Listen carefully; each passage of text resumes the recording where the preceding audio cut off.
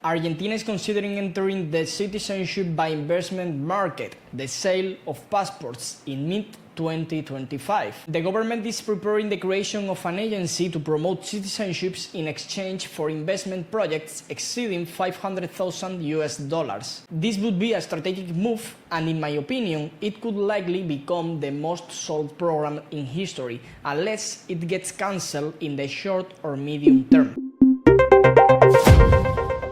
Yesterday, on May 26, 2025, Argentina, a country that currently enjoys this freedom of movement with its passports, an anti-Agenda 2030 country where many Europeans and Latin Americans see an escape, issued a statement confirming the rumor that had been circulating for several weeks regarding Argentina's potential official entry into the citizenship by investment market. And it's doing so in a very advantageous way, not through a donation like in the Caribbean or in El Salvador with $1 million, which many consider lost money because it is literally just the purchase of a passport, but through an investment of $500,000, which would likely require hiring local workers or engaging in certain sectors similar to what is done in exceptional citizenship programs or even in the EB-5 visa of the US, which currently requires $800,000 in targeted areas or $1 million for unrestricted investment. It is likely that through this year, 2025, the plan will slowly develop, evaluating conditions and practically copying other programs, such as its potential competitors in El Salvador and the original ones in the Caribbean. It may hit the market in 2026, as officials have announced they would rather it take time than see it blocked early on. That said, it would be interesting for it to be issued sooner because it makes little sense to wait 12 months for this passport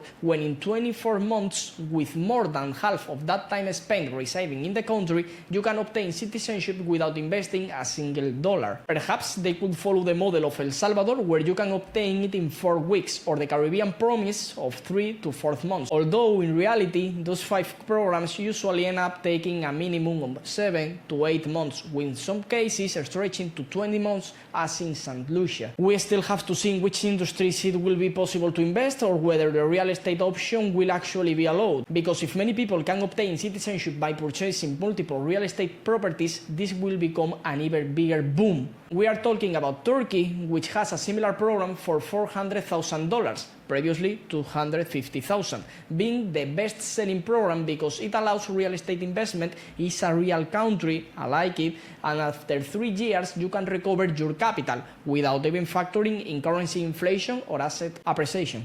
Argentina, with much better freedom of movement, with a much better reputation, and most importantly, not so easily stripped of Schengen access like Vanuatu, a competitor of Argentina, could be very well attract hundreds, if not billions, of dollars in investments in the short to medium term. That would be just 2,000 successful applications. If they eventually restrict direct property purchases and require investors to hire local workers, this would greatly stimulate the local economy and directly inject capital into projects that, of course, will seek profitable or at least the preservation of funds while obtaining the passports. We will have to see whether investments will be limited to government-approved projects only. Without a doubt, if I were looking into citizenship by investment programs as a European or Latin American person, I would definitely consider this one because it offers the best combination available today. The Argentine passport still allows visa-free travel to over 170 countries. Aside from the programs in Malta and Austria, it could become one of the best investment-based programs in terms of freedom of movement,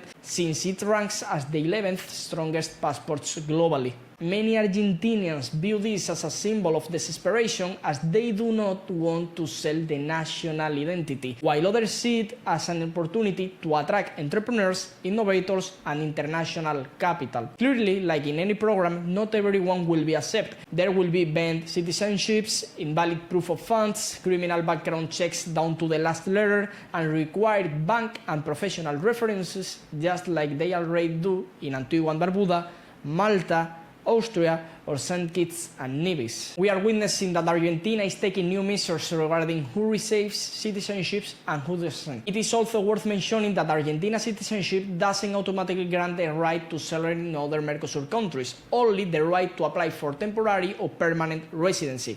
For example, in the case of Argentina, if a native-born citizen wants to move to another Mercosur country, they can do so without meeting any financial solvency or other requirements that the host country may impose. But if someone born in a non-Mercosur country tries to apply for residency from Argentina passport under the Mercosur framework, they will only be eligible if they have held Mercosur citizenship for 5 years.